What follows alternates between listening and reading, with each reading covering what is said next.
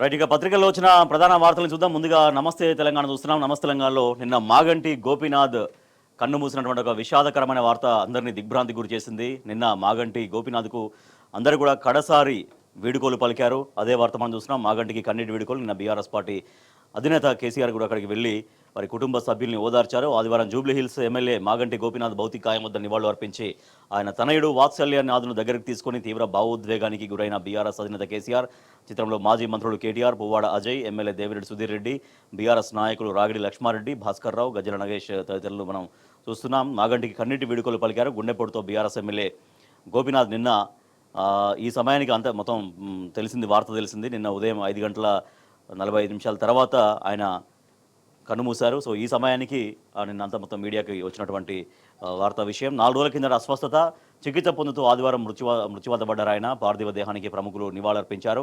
భౌతికాయం వద్ద బీఆర్ఎస్ అధినేత కేసీఆర్ భావోద్వేగం, కంటతడి, ఎమ్మెల్యే కుటుంబ సభ్యులకు ఓదార్పు, వెన్నంటి నిలిచిన బీఆర్ఎస్ కుటుంబం, పాడేమోసిన కేటీఆర్, హరీష్ రావు అధికారిక లాంఛనాలతో జూబ్లీహిల్స్ మహాప్రస్థానంలో అంత్యక్రియలు జరిగాయి.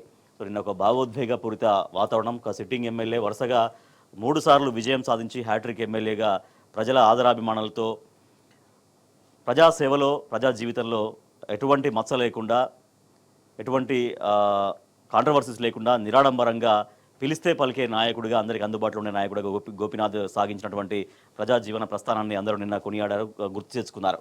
మాదాపూర్లోని మాగంటి స్వగృహంలో గోపీనాథ్ కుటుంబ సభ్యుల్ని ఓదార్స్తున్న బీఆర్ఎస్ పార్టీ అధినేత కేసీఆర్ గారి ఫోటో మనం చూస్తున్నాం. వారి కుటుంబ సభ్యులందరూ కూడా నిన్న విషాదంలో కూరుకుపోయారు. మాగంటి గోపీనాథ్ అంతిమ యాత్రలో పాల్గొని పాడేమోస్తున్న కేటీఆర్, హరీష్ రావు, చిత్రంలో కాలేరు వెంకటేష్, భాస్కర్ రావు తదితరులు కనిపిస్తున్నారు మనకి. గోపీనాథ్ మరణం తీరని లోటు. బీఆర్ఎస్ అధినేత కేసీఆర్ తీవ్ర దిగ్భ్రాంతి. మాగంటి సేవల్ని స్మరించుకున్న ప్రముఖులు, ఎమ్మెల్యే మృతికి పలువురి సంతాపం. జూబ్లీహిల్స్ ఎమ్మెల్యే మాగంటి గోపీనాథ్ మరణం పార్టీకి తీరని లోటు అని బీఆర్ఎస్ అధినేత కేసీఆర్ ఆవేదన వ్యక్తం చేశారు. మాగంటి ఎంతో కష్టపడి రాజకీయాల్లో అంచెలంచెలుగా ఎదిగారని, ఎంతో సౌమ్యుడిగా ప్రజానేతగా పేరు సంపాదించుకున్నారని గుర్తు చేశారు. జూబ్లీహిల్స్ నియోజకవర్గ ఎమ్మెల్యేగా నిత్యం ప్రజలకు అందుబాటులో ఉంటూ హైదరాబాద్ నగర సీనియర్ రాజకీయ నేతగా తనదైన స్థానాన్ని సంపాదించుకున్నారంటూ ఆయన తన ఆవేదనను, సంతాపాన్ని వ్యక్తం చేశారు. మాగంటి మృతిపైన CM Revanth Reddy, AP CM Chandrababu, BJP రాష్ట్ర అధ్యక్షుడు కేంద్ర మంత్రి కిషన్ రెడ్డి, కేంద్ర హోంశాఖ సహాయ మంత్రి బండి సంజయ్, తెలంగాణ పీసీసీ చీఫ్ మహేష్ కుమార్ గౌడ్, మంత్రులు పొన్నం ప్రభాకర్, దామోదర్ రాజనరసింహ, నారా లోకేష్ ఏపీ మంత్రి, మల్కాజ్గిరి ఎంపీ ఈటెల రాజేందర్, రాజ్యసభ సభ్యులు వద్దిరాజు రవిచంద్ర, ఎమ్మెల్సీ తాత మధుసూదన్, ఎమ్మెల్యేలు మాధవరం కృష్ణారావు, కొత్త ప్రభాకర్ రెడ్డి, సుధీర్ రెడ్డి ఇంకా అందరూ కూడా వారి సంతాపాన్ని, వారి బాధను వ్యక్తం చేశారు. ప్రజానాయకుడిగా గుర్తింపు పొందారు అంటూ కేటీఆర్ కూడా తన యొక్క సంతాపాన్ని పేర్కొన్నారు. మాగంటి అకాల మరణం బాధాకరం అంటూ మాజీ మంత్రి హరీష్ రావు సంతాపాన్ని వ్యక్తం చేశారు. ఆత్మకు శాంతి కలగాలంటూ ఎమ్మెల్సీ కవిత, ప్రజానేతగా ఎదిగారు అంటూ వేముల ప్రశాంత్ రెడ్డి మాజీ మంత్రి, అత్యంత బాధాకరం అంటూ మాజీ మంత్రి శ్రీనివాస్ గౌడ్, ఆత్మకు శాంతి కలగాలి అంటూ తలసాని మాజీ మంత్రి, మిత్రుడిని కోల్పోయామంటూ నామా నాగేశ్వరరావు మాజీ ఎంపీ, ప్రజలకు తీరని లోటు అంటూ మాజీ ఎంపీ వినోద్ కుమార్, ప్రజల కోసం పరితపించారంటూ మండలిలో ప్రతిపక్ష నేత మధుసూనాచారి, డాక్టర్ బండా ప్రకాష్ శాసనమండలి డిప్యూటీ చైర్మన్, జూబ్లీహిల్స్ అభివృద్ధికి ఎంతో కృషి చేశారంటూ ఆయన గుర్తు చేశారు. దాసోజు శ్రవణ్ ఎమ్మెల్సీ ప్రజాసేవలో అంకిత భావాన్ని చూపించారు అంటూ ఆయన కూడా తన సంతాపాన్ని వ్యక్తం చేశారు. కన్నీళ్లు పెట్టిన కేసీఆర్, గోపీనాథ్ పార్థివ దేహాన్ని చూడగానే కేసీఆర్ కన్నీటి పర్యంతమయ్యారు. మాగంటి కుమారుడిని దగ్గరికి తీసుకుని ధైర్యం చెప్పారు. గోపీనాథ్ సతీమణి, కుమార్తె, కుటుంబ సభ్యులను ఆయన ఓదార్చారు. హుందాతనానికి మారుపేరుగా నిలిచిన మాగంటి దూరం కావడంపై కేసీఆర్ తీవ్ర దిగ్భ్రాంతి వ్యక్తం చేశారు. ఆయన ఎంతో సౌమ్యుడిగా, ప్రజా నేతగా పేరు సంపాదించారని, జూబ్లీహిల్స్ ప్రజలకు నిత్యం అందుబాటులో ఉంటూ హైదరాబాద్ నగర సీనియర్ నేతగా తనదైన స్థానాన్ని సంపాదించుకున్నారంటూ గుర్తు చేసుకున్నారు. వారి ఆత్మకు శాంతి చేకూరాలని ఆయన ప్రార్థించారు. వాత్సల్యనాథ్ వెన్నంటే ఉన్న Himanshu, BRS working president KTR కుమారుడు హిమాంశు, మాగంటి గోపీనాథ్ కుమారుడు వాత్సల్యనాథ్ వెన్నంటే ఉండి ధైర్యం చెప్పారు. వీరిద్దరూ చిన్నప్పటి నుంచి మిత్రులు కావడంతో మాగంటి దవాఖానలో చేరినప్పటి నుంచి తల్లి శైలిమతో పాటు అక్కడే ఉండి మాగంటి కుటుంబానికి హిమాంశు అండగా ఉన్నారు. ఉదయం నుంచి దాన సంస్కారాలు పూర్తయ్యే వరకు వాత్సల్యనాథ్కు తోడుగా ఉన్నారు. హిమాంశుతో పాటు తన మిత్రులు కూడా వచ్చి వాత్సల్యనాథ్కు సానుభూతి తెలిపారు. మనం చూస్తున్నాం. నివాళులర్పిస్తున్న బీఆర్ఎస్ ఎంపీలు దేవకొండ దామోదర్ రావు, సురేష్ రెడ్డి, మాగంటి గోపీనాథ్ కుమారుడు వాత్సల్యనాథ్ను ఓదారుస్తున్న హిమాంశు. సో నిన్న మాగంటి గోపీనాథ్ మరణించడంతో ఒక విషాద ఛాయలు అలుముకున్నాయి. సో ఆయన ఆసుపత్రిలో గత 5-6 రోజులుగా చాలా క్రిటికల్ కండిషన్లో ఉన్నప్పటికీ కూడా ఆరోగ్యం మెరుగుపడుతుందేమో, బెటర్మెంట్ అవుతుందేమో, కోలుకొని తిరిగి బయటకు వస్తారేమని చాలామంది ఆశాభావంతో ఉన్నారు. కానీ అందరి అడియాశలు చేస్తూ నిన్న ఉదయం 5:45 ఆయన కన్నుమూశారు. నిన్న జూబ్లీహిల్స్ మహాప్రస్థానంలో ప్రభుత్వ అధికారిక లాంఛనాలతో ఆయన అంత్యక్రియలు ముగిశాయి. నిన్న ఎట్టకేలకు మంత్రివర్గ విస్తరణ జరిగింది. అది కూడా ఉన్నటువంటి బెర్తుల్లో సగం విస్తరణ జరిగింది. 6 మంత్రివర్గ బెర్తులు ఖాళీగా ఉన్నాయి. సంవత్సరంన్నర పైనుంచి కూడా ప్రభుత్వం ఏర్పడి ఇప్పటిదాకా పూర్తి క్యాబినెట్ లేకపోవడంతో ప్రజలకి పరిపాలనా ఫలాలు చేరడంలో తీవ్రంగా జాప్యం జరుగుతుంది, ఇబ్బందులు పడుతున్నారు. సో ఫైనల్గా అనేక కసరత్తు చేసిన తర్వాత అనేక తేదీలు మార్పు, వాయిదాలు అనంతరం ఫైనల్గా నిన్న ముగ్గురు మంత్రులుగా ప్రమాణ స్వీకారం చేశారు. ఆదివారం రాజ్భవన్లో ప్రమాణ స్వీకారం అనంతరం గవర్నర్ జిష్ణుదేవ్ వర్మకు ధన్యవాదాలు తెలుపుతున్న నూతన మంత్రులు వివేక్, అడ్లూరు లక్ష్మణ్, వాకిటి శ్రీహరి. కొత్త మంత్రుల ప్రమాణ స్వీకారం కేబినెట్ వివేక్, వాకిటి శ్రీహరి, అడ్లూరు లక్ష్మణ్. ప్రమాణ స్వీకారం చేయించిన governor Jishnudev Varma, Ramachandra Nayak deputy speaker పదవిపై హామీ, శాఖల కేటాయింపైన సస్పెన్స్. నేడు బాధ్యతల స్వీకరణ ఉంటుంది. తెలంగాణ కేబినెట్లో ఎట్టకేలకు మరొక ముగ్గురు కొత్తగా మంత్రులు చేరారు. Gaddam Vivek Chennur MLA SC Mala, Dharmapuri MLA Adluri Laxman SC Madiga, Makthal MLA Vakiti Srihari Mudiraj BC మంత్రులుగా ప్రమాణ స్వీకారం చేశారు. సో ఇవాళ వాళ్ళకి ఎటువంటి పోర్ట్ఫోలియో వస్తుంది అనేది ఇవాళ స్పష్టత వచ్చే అవకాశం ఉంది. ఇవాళైతే బాధ్యతలు స్వీకరిస్తున్నారు వాళ్ళు. అయితే మంత్రివర్గ విస్తరణ మొత్తం కాంగ్రెస్ పార్టీలో తీవ్రంగా చిచ్చుపెట్టినటువంటి పరిస్థితి. ఏకంగా రాజీనామాలకు చేస్తామంటూ కూడా రాజీనామాల ఆలోచన చేశారు. రాజీనామాల బాట పట్టే పరిస్థితి ఉంది. కానీ బుజ్జగింపుల పర్వం ఎంతవరకు వర్కౌట్ అవుతుందని కూడా ఇంకా చూడాల్సిన అవసరం ఉంది. ఇప్పటికైతే కాంగ్రెస్ ఎమ్మెల్యేలు మొత్తం రగిలిపోతున్నటువంటి పరిస్థితి. ఎవరైతే ఆశావాహులుగా ఉన్నారో వాళ్ళకి మంత్రి పదవి దక్కకపోవడంతో తీవ్రంగా రగిలిపోతున్న పరిస్థితి. మంత్రి పదవి పైన తాడో పేడో తీవ్ర అసంతృప్తితో రగిలిపోతున్న మునుగోడు ఎమ్మెల్యే రాజగోపాల్ రెడ్డి కాంగ్రెస్ నేతలకు దూరంగా ఫామ్ హౌస్కే పరిమితం, నమ్మించి పలుమార్లు మోసం చేస్తున్నారంటూ తీవ్రంగా ఆయన మండిపడుతున్నారు. నేరుగా అధిష్టానంతోనే తేల్చుకోవాలని యోచిస్తున్నారు. ఇవ్వకుంటే ముఖ్యమంత్రి రేవంత్ లక్ష్యంగా కార్యాచరణ ఉంటుంది అంటూ ఒక ప్రశ్న కనిపిస్తోంది. ఆ రకంగా కోమటిరెడ్డి రాజగోపాల్ రెడ్డి ఆలోచన చేస్తున్నారు. ఇక్కడ కాదు, ఏకంగా కాంగ్రెస్ పార్టీ అధిష్టానంతో ఢిల్లీ పెద్దలతోటి తాడోపేడ తేల్చుకునేందుకు ఆయన సిద్ధమైనట్టుగా మనకు కనిపిస్తోంది. మంత్రి పదవిపైన ఆది నుంచి ఆశ పెట్టుకున్నారు ఆయన. రాజగోపాల్ రెడ్డి మొదటి నుంచి మంత్రి పదవిపై ఆశలు పెట్టుకున్నారు. నల్లగొండ జిల్లా నుంచి తన అన్న వెంకటరెడ్డికి ఎప్పటికే మంత్రి పదవి ఉండగానే నిరుడు జరిగిన ఎంపీ ఎన్నికల సమయంలో రాజగోపాల్ రెడ్డికి అధిష్టానం మంత్రి పదవి హామీ ఇచ్చింది. భువనగిరిలో పార్టీ అభ్యర్థి కిరణ్ కుమార్ రెడ్డిని గెలిపిస్తే మంత్రివర్గంలోకి తీసుకుంటామని అప్పటి ఎన్నికల వ్యూహకర్త సునీల్ కనుగోలు హామీ ఇచ్చారు. ఆ హామీ ప్రకారం నాకు మంత్రి పదవి రావాల్సిందే అంటూ ఆయన పట్టుబడుతున్నారు. సో మంత్రి పదవిపైన తాడోపేడు తేల్చుకునేందుకు ఆయన సిద్ధమయ్యారు. వివేక్కు లేని అడ్డంకి నాకే ఎందుకు? రాజగోపాల్ రెడ్డి విషయంలో ప్రధానంగా ఆయన సోదరుడు కోమటిరెడ్డి వెంకటరెడ్డి మంత్రి పదవి అడ్డంకిగా ప్రచారం జరుగుతోంది.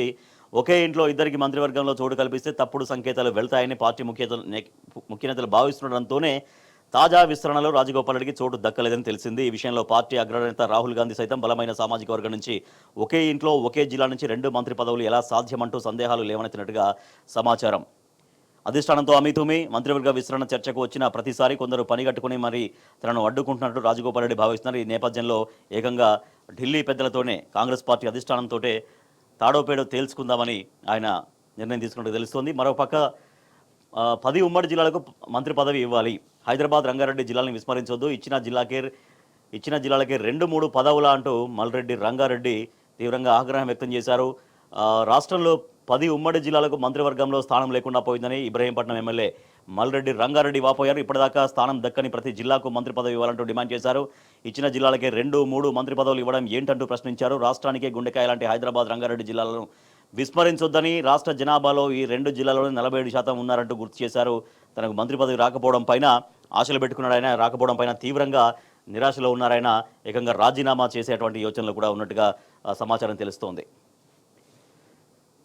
ఆ జిల్లాలకు 3 మంత్రులు. ఉమ్మడి కరీంనగర్, ఖమ్మం, పాలమూరు జిల్లాలకు 3 మంత్రి పదవులు. నిజామాబాద్, రంగారెడ్డి, హైదరాబాద్ జిల్లాలకు నో ఛాన్స్. ముస్లిం వర్గం నుంచి ఒక్కరికి కూడా అవకాశం దక్కలేదు. ఇది మంత్రివర్గ కూర్పులో జరిగినటువంటి ఒక అసమానతగా చూడొచ్చు. ఎందుకంటే మంత్రివర్గ విస్తరణ జరిగినప్పుడు టోటల్గా మంత్రులందరూ కూడా దాదాపు అన్ని జిల్లాలకు కనీసం ప్రతి జిల్లా నుంచి, ప్రతి ఉమ్మడి జిల్లా నుంచి ఎవరైనా ఒక్కరైనా కూడా ప్రాతినిధ్యం వహించాలి. సరే, కొన్ని జిల్లాలకు 2-3 ఉన్నారు. కానీ కొన్ని జిల్లాలకు అసలు మంత్రులే ప్రాతినిధ్యం లేనటువంటి జిల్లాలు, పెద్ద జిల్లాలు చాలా ఉన్నాయి. దాంట్లో హైదరాబాద్ కూడా ఒకటి. రాష్ట్ర ప్రభుత్వంలో మరో 3 మంత్రులు ఆదివారం ప్రమాణ స్వీకారం చేశారు. దీంతో కేబినెట్లో మంత్రుల సంఖ్య 15కు చేరుకుంది. మంత్రివర్గ కూర్పులో రాష్ట్రంలోని అన్ని జిల్లాలకు సమప్రాధాన్యం దక్కలేదు. కొన్ని జిల్లాలకు 3 మంత్రి పదవులు దక్కితే కొన్ని ఉమ్మడి జిల్లాలకు ఒక్క మంత్రి పదవి కూడా రాలేదు. ఖమ్మం జిల్లాకు మంత్రులు బట్టి విక్రమార్క, తుమ్మల నాగేశ్వరరావు, పొంగులేటి శ్రీనివాసరెడ్డి ముగ్గురు ప్రాతినిధ్యం వహిస్తున్నారు. ఇంకా అనేక జిల్లాలకు అట్నే 2-3 చొప్పున ఉంటే కొన్ని జిల్లాలకు మాత్రం ఏకంగా మంత్రులు లేని పరిస్థితి. మైనార్టీ మంత్రులు లేరు. రాష్ట్ర చరిత్రలో మరో అరుదైన రికార్డు రేవంత్ సర్కారుకు దక్కుతోంది. ఉమ్మడి రాష్ట్రంలో, ప్రత్యేక రాష్ట్రంలో కూడా 18 నెలల పాటు ముస్లిం వర్గానికి మంత్రి పదవి లేకపోవడం ఇదే తొలిసారి. ముస్లిం మైనార్టీలకు మంత్రివర్గంలో స్థానం దక్కకపోవడం, ఆయా వర్గాలకు ప్రాతినిధ్యం లేకపోవడం ఇదే ఉమ్మడి రాష్ట్ర చరిత్రలో కావచ్చు, తెలంగాణ ఏర్పడిన తర్వాత కూడా చరిత్రలో కావచ్చు, ఇదే తొలిసారి అంటూ చెప్తూ ఉన్నారు. రగులుతున్న ఎమ్మెల్యేలు, మంత్రి పదవులు రాని ఎమ్మెల్యేలో అసంతృప్తి జ్వాల. ఏ ప్రాతిపదికన పదవులు ఇచ్చారంటూ సూటి ప్రశ్నలు. సైకిల్ కాంగ్రెస్కు పెద్దపీట వేశారంటూ మండిపాటు. బుజ్జగించే ప్రయత్నాలు చేస్తున్న సీఎం రేవంత్ రెడ్డి.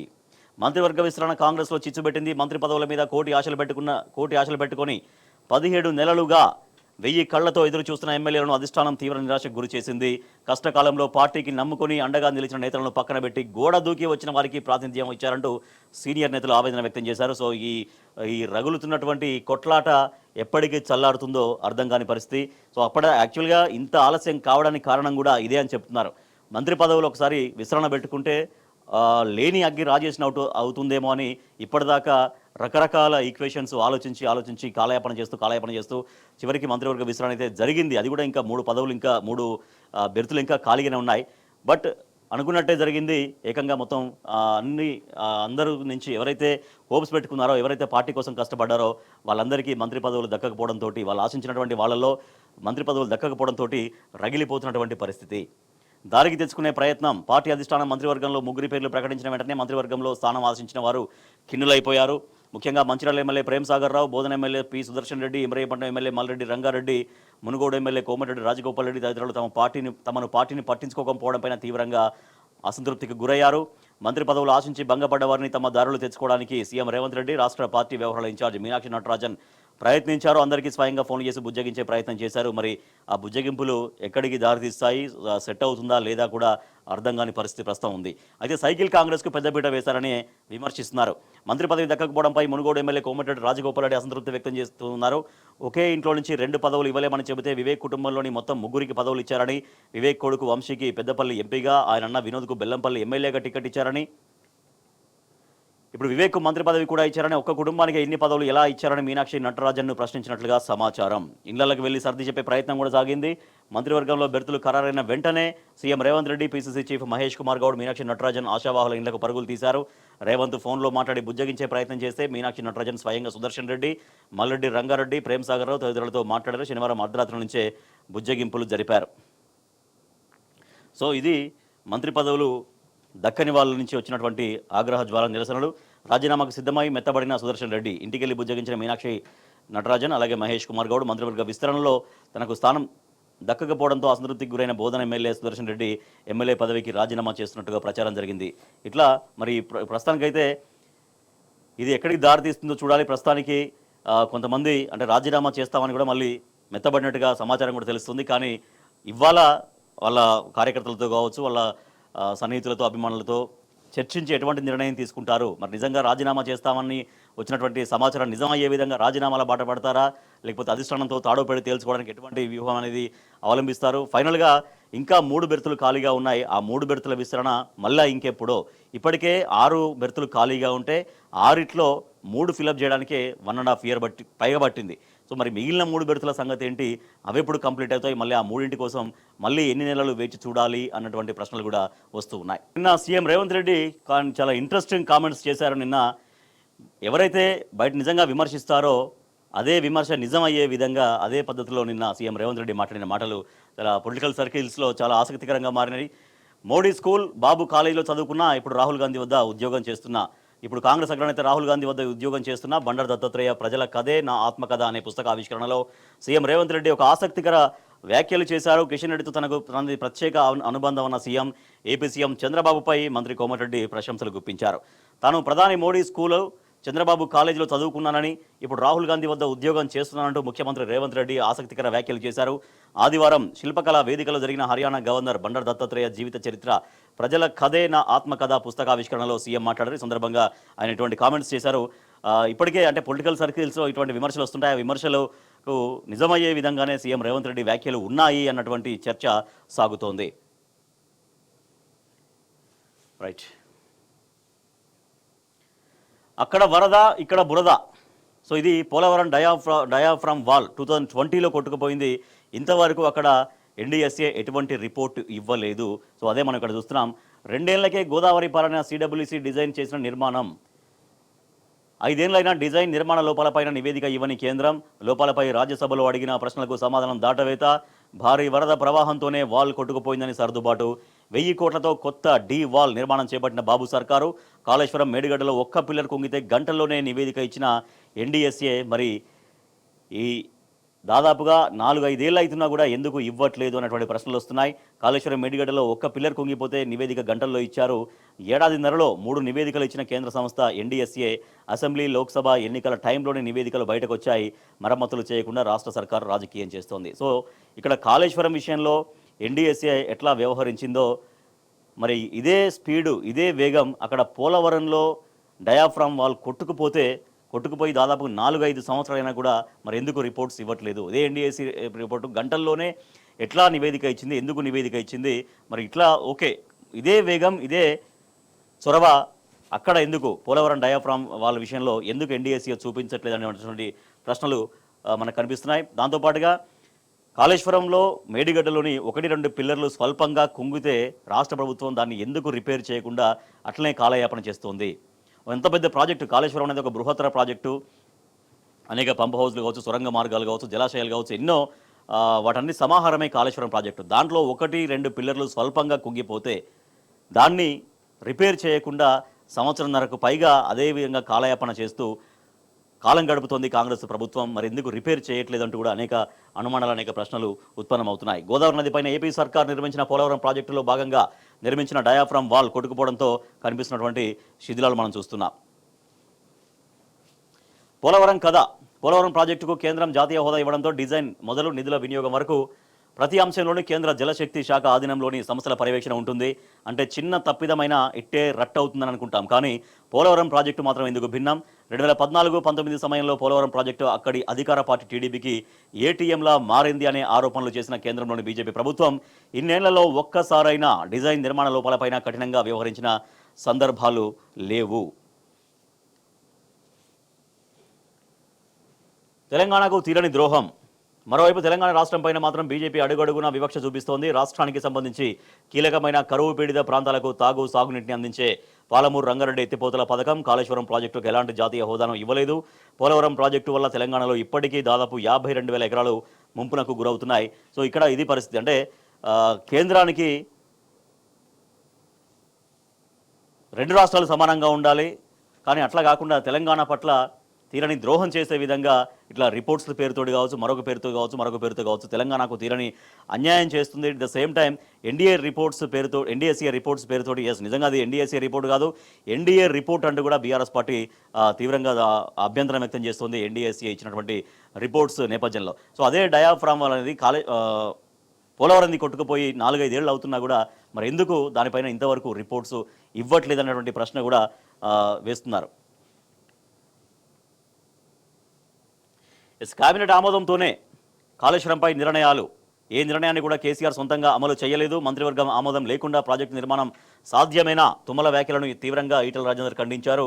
కాళేశ్వరం ప్రాజెక్టు విషయంలో బీఆర్ఎస్ అధినేత నాటి ముఖ్యమంత్రి కేసీఆర్ ఏ నిర్ణయాన్ని కూడా సొంతంగా అమలు చేయలేదు అంటూ బీజేపీ ఎంపీ ఈటెల రాజేందర్ స్పష్టం చేశారు. కేబినెట్ ఆమోదం లేకుండానే కాళేశ్వరం ప్రాజెక్టు చేపట్టారని మంత్రి తుమ్మల నాగేశ్వరరావు చేసిన వ్యాఖ్యలను తీవ్రంగా ఆయన ఖండించారు. కాళేశ్వరం లాంటి భారీ ప్రాజెక్టు కేబినెట్ ఆమోదం లేకుండా సాధ్యమా అంటూ ప్రశ్నించారు. కేబినెట్ అనుమతి లేకుండా ఏ జీవోలు కూడా విడుదల కావని కూడా ఆయన స్పష్టం చేశారు. నేడు కాళేశ్వరం కమిషన్ ముందుకు హరీష్ రావు. కాళేశ్వరం ప్రాజెక్టుపైన విచారణ కోసం ఏర్పాటైన జస్టిస్ పీసీ ఘోష్ కమిషన్ ఎదుట ఇవాళ మాజీ మంత్రి హరీష్ రావు హాజరు కాబోతున్నారు. కమిషన్కు నేతృత్వం వహిస్తున్న జస్టిస్ వీసీ ఘోష్ హరీష్ రావును విచారించనున్నారు. ఇప్పటికే అన్ని దశల్లో విచారణ పూర్తి చేసిన కమిషన్ ప్రస్తుతం రాజకీయ ప్రముఖులని విచారించబోతోంది. ఇప్పటికే ఆర్థిక శాఖ మాజీ మంత్రి ఈటెల రాజేందర్ను ప్రశ్నించగా నేడు హరీష్ రావును విచారించబోతుంది కమిషన్.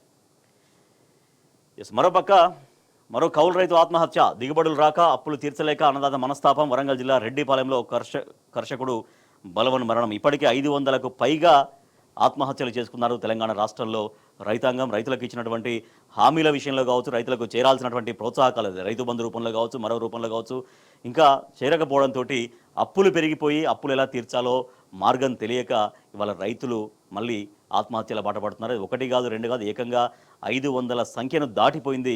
అంత ఒక ఆందోళనకరమైనటువంటి పరిస్థితులు ఉన్నాయి. కానీ ప్రభుత్వం ఆ రైతులకు ధైర్యం చెప్పడంలో చొరవ చూపించట్లేదు. వాళ్లకు వచ్చి అండగా ఉండేటువంటి ప్రయత్నం కూడా చేయకపోవడం కూడా రైతుల్ని తీవ్రంగా మానసిక వేదనకు గురి చేస్తుంది.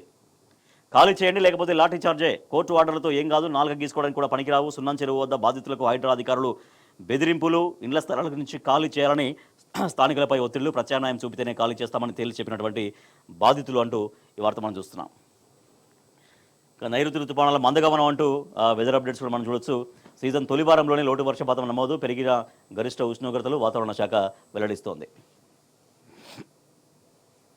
ఇక సాక్షిలో వచ్చిన వార్తలు చూద్దాం. సో ఎమ్మెల్యే మాగంటి గోపీనాథ్ కన్నుమూశారు. నిన్న బీఆర్ఎస్ పార్టీ అధినేత కేసీఆర్ అక్కడ భౌతికాయం వద్ద నివాళులు అర్పించి ఆయన తీవ్ర భావోద్వేగానికి గురయ్యారు. మాగంటి గోపీనాథ్ కుమారుడిని పట్టుకుని ఓదార్చారన్నటువంటి ఈ వార్త మనం చూస్తున్నాం.